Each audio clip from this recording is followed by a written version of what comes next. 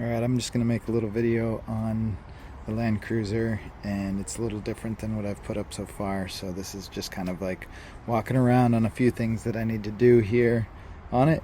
Pretty much have already done a bunch, but next project will be radiator.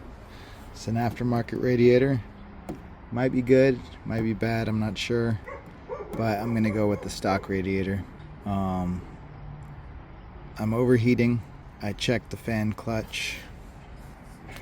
I did the test that you're supposed to do, and it seems like it works pretty well. I mean, it works as good as it should. I added some VP cool down, and I flushed it, put new fluid in it, changed the thermostat, shop did all that because I wanted them to do it as best as possible because I just needed it to stop overheating. And with the heat issues, I have hot transmission as well. And the hot transmission, after diagnosing or just going through this whole radiator thing, I was kind of looking underneath, and the previous owner had done some kind of weird stuff to this. They did a lot of cool stuff, but they also did some weird stuff. And one of those things being with the transmission cooler, they put an aftermarket transmission cooler. They bypassed the transmission cooler in the radiator. They just cut the hoses and ran the hoses straight to this tiny little thing. So, that's not enough to cool this big ass transmission. So when I'm on a road trip, fully loaded, going up a hill, inside the vehicle, my center console gets super hot, like hot enough to warm up my water. Like, it gets hot inside the car. I was like, man, why is it so hot? Maybe it's just how it is. And then I realized it was because my transmission is just freaking hot as hell. So obviously that's terrible. So that is the first thing that I need to address, and then I replace with stock, run it how it's supposed to. I'll try it with this. If not, then I'll maybe replace this with the stock one or something better. I'm not sure if there is something better, but that's my woes at this moment with the overheating. It's mostly just under load, heavy load around town. It's fine, idling is fine. Going up long, steep hills, it starts to warm up a little bit, but it never gets to the red, but it gets pretty high up there. And those gauges are hard to tell how accurate they are, but so I'm gonna order stock radiator, new fan shroud, because this one's broken and it has a little gap at the bottom down there. Some new hoses, coolant flush. Right now I have green in here that the local shop, when they did the full flush, they flushed out the red and put in green. It's supposed to have ATF and it has power steering fluid in it. So I'm going to take out the power steering fluid and put in ATF and replace this reservoir because it's leaking underneath this seal here. And then it's dripping down and dripping all over. Drips all the way down, and it makes it look like a mess down there. And I don't think I have too many leaks other than this. I added this ARB. I keep all the hose in here, so I just popped the hood. Made this little gauge. Just plug this one in to this one here. This into the hose into here. There was a dual battery in here when I bought it, but I moved the dual battery to the back. Here's my charger. It is a lithium, so I have my original AGM over here. Took out the other AGM that was here. That switch over there switches the entire car from the starter battery to the lithium in the back. So when I'm stopped somewhere camping, I just flip that switch and then I can leave the radio, the lights, everything on as long as I want, and it's just pulling off the lithium battery. In case this battery ever dies, I can switch that to both, and the lithium will help charge and boost the AGM, and I can get a quick jump start that way. I do have to add a cutoff for my winch. The winch I've only used once to help someone else and it is a wire cable, and that will be another upgrade to a synthetic. It's the Warren 8000. But yeah, going up those hills it gets a little warm. You know, that's under load going up a steep hill. When I pull over, it will cool back down. So I got the metal front bumper, ARB bumper, this rear bumper swing out with the 35s. You know, the 35s are heavy. Got all the sliders, got the underneath protection, got the box in the back.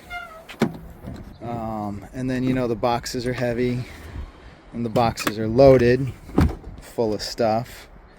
You know, you got ratchet straps, tarp, table, lights, leveling, lava box, sorry.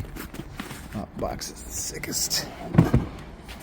And everything recovery, fluids, ATF, oil, traction boards, another jump starter, first aid kit, torque wrench, tools, recovery gear, more recovery gear, and many assorted things. Snow scraper, because you need that in San Diego. Power tools, electrical, that charges my EcoFlow at 48 volts instead of 12 volts. My EcoFlow 100 amp hour battery, lithium battery, so that one just stays in the car. That's my secondary. Upgraded this to the, you know, the USB-C. That's the 48 volt converter, the cheap one off Amazon, but it lets me charge my EcoFlow at 500 watts continuous, which is nice. So yeah, the whole point of that was that I have a lot of weight in here. Plus, you know, fill it up with, you got the rooftop, that's heavy. And then when I go camping, I always have all of this crap too. So, you know, water, grill, battery, tables, chairs, awning, firewood back here. So kind of just drifted off in this conversation, but anyway, next project is cooling this baby off. I'll make a shorter video on telling you how it went, and then I think that'll be it for a while. Did the lights, added the Harbor Freight lights, super bright, perfect. Don't need anything more. Maybe if I was like a Baja runner I would, but I turn them on just to scare people, or if I'm on a super dark back road once every 6 months. Oh, and this reservoir, the pump seal is gone, so when I fill this with fluid it just drains right out the bottom, so I got to do that too. I've never had an 80 before, but the brakes, it's not in a hurry to stop. I don't know if I need to bleed them more or if that's just what I live with.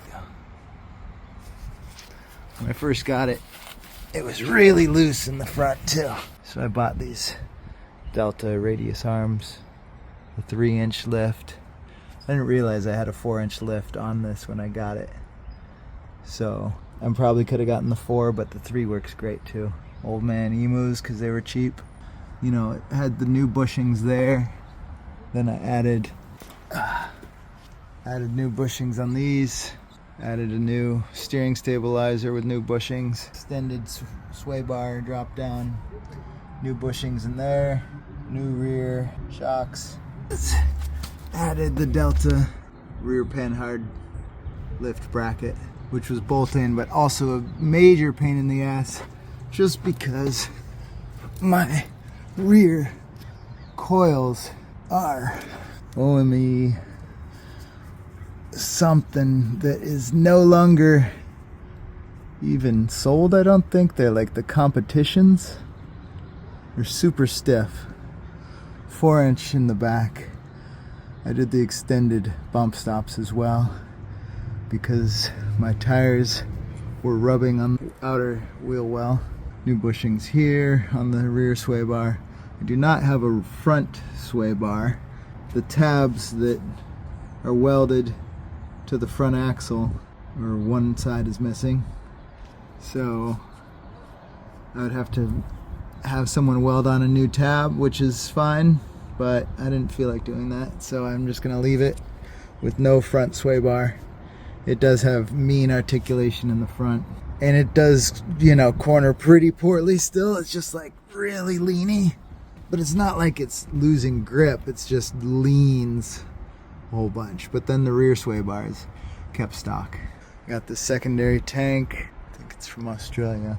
Pretty big, I think it's 40 gallons, plus the stock 20 gallons. So I get about 60 gallons. And I had to replace the fuel filler tube because that was leaking. I was at Costco filling up and some guy walked past me and he's like, "Hey, you're leaking." I looked like Harry at the gas station. Cheap backup lights definitely help. I need a rear camera, backup camera, because this dark tint, a tire, and a lift does not help seeing where you're backing up. Rooftop tent may go, as well as the rack, because I think I might try to make this thing off-road worthy. Put on some Timbren axles. Another project. What's up, buddy? Replace the struts. Oh, I got new fenders. I'll paint them, put new ones on. How beautiful. That was from Iraq. What's up, Larry? Yeah, that's what happens when you're too close to a rock. Okay, your back tire is about to go up.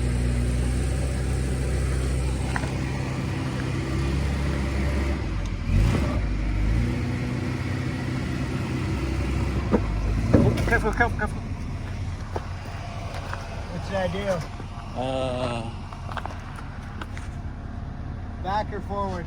I think you can go forward. Just go slowly. But yeah, new fenders. Those spray painted that back, but you know, get freshies on here. Probably put stickers over that to cover it. You know, it's not gonna look perfect, but from a distance you would never tell. I'm not trying to sell this thing. If I think of anything else, I'll tell you.